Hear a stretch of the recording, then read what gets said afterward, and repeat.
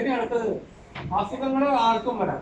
ഇപ്പൊ നമ്മുടെ ക്ലാസ്സിൽ കുട്ടി, ഇനി നമ്മുടെ പഠിക്കുന്ന കുട്ടിക്ക് അപസ്മാരം വന്ന വീട് നോക്കി നമ്മൾ എന്താ ചെയ്യാ? ഇരുമ്പ് കൊടുക്കുക. അടുത്തത് വരട്ടെ.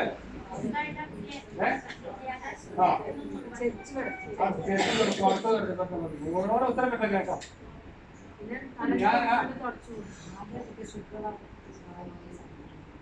നമുക്ക് ഇതൊക്കെ ചെയ്യാം. ഇരുമ്പ് കൊടുക്കാനൊക്കെ ഞാനും കുട്ടിക്കാലത്ത് പഠിക്കുക.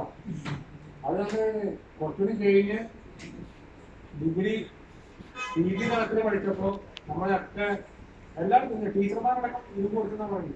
അത് മണ്ടത്തരാണ്. മണ്ടത്തരല്ല, നമ്മള് കാലാകാലങ്ങളായി ആർജിച്ചു വന്ന തെറ്റായ ധാരണയാണ്. ഈ അപസ്മാരം എന്ന് പറഞ്ഞാൽ നമ്മുടെ പാരമ്പര്യമായിട്ട് വരാം, അല്ലെങ്കിൽ ഒരാൾക്ക് പെട്ടെന്ന് ഷോക്ക് കിട്ടും. അയാൾക്കും വരാം. വീട്ടിൽ അച്ഛനും അമ്മയ്ക്കും മുത്തച്ഛനുണ്ടെങ്കിൽ കുട്ടികൾക്ക് വരാം. അതല്ലെങ്കിൽ പെട്ടെന്നൊരു പെട്ടെന്നൊരു ദിവസം നമുക്ക് എന്തെങ്കിലും അപകടം സംഭവിച്ചു കഴിഞ്ഞാൽ അപസ്മാരം ഉണ്ടാവും. നമ്മുടെ തലച്ചോറിലുണ്ടാകുന്ന അനിയന്ത്രിതമായ ഒരു വൈദ്യുത സിഗ്നലാണ് തലച്ചോറിന് കാരണം. അത് പരമാവധി 5-10 മിനിറ്റ് നിലനിൽക്കുക. അപസ്മാരം 5-10 മിനിറ്റാണ് നമ്മുടെ ശരീരത്തിലുണ്ടാവുക. ഈ 5-10 മിനിറ്റിന്റെ ഉള്ളിൽ ഹൃദയം നിലയ്ക്കാം, ആകണ്ടാവാം, ശ്വസനം നിലയ്ക്കാം, ശ്വാസകോശം മണിമുടക്കം, ഹൃദയം നിലയ്ക്കാം, ശ്വസനം നിലയ്ക്കാം, മരണം സംഭവിക്കും. ഈ 5-10 മിനിറ്റിന്റെ ഉള്ളിൽ 10 മിനിറ്റിന്റെ ഉള്ളിൽ ഹൃദയം നിലയ്ക്കാം, ശ്വസനം നിലയ്ക്കാം, എന്തുണ്ടാവാം. ശ്വസനം നിലയ്ക്കാൻ പോയ അവസരം 2 മാസം തിരുവനന്തപുരത്ത് ഒരു വൃദ്ധൻ ഒരടി വെള്ളത്തിൽ മുങ്ങി മരിച്ചു എന്നാണ്. അയാൾ നടന്നു പോകുമ്പോൾ അപസ്മാരണ്ടായി. അയാൾ മുഖം മുട്ടി വീണ് ഒരടി വെള്ളം നടന്നു.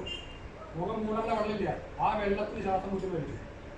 ആരും കണ്ടില്ല. 2-3 മണിക്കൂറിനാണാവും. അപ്പൊ അത് ആലോചിച്ച് കിടക്കാൻ നോക്കി നോക്കുമ്പോൾ അങ്ങനെയല്ല, ശ്വാസം മുട്ടി മരിച്ചതാണ്. പോസ്റ്റ്മോർട്ടം നടത്തിയപ്പോൾ അപസ്മാരം കൊണ്ട് വീണതാണ്. ഈ അപസ്മാരം വരുന്ന വ്യക്തിയെ നമ്മൾ താക്കോല് കമ്പി ഇതൊക്കെ പണ്ടുകാലത്ത് പഠിച്ചതാണ്. ഈ പുറക്കാൻ നേരത്ത് ഒരാൾ വീണ് പടയുകയാണ്, അപസ്മാരം മനസ്സിലാക്കി.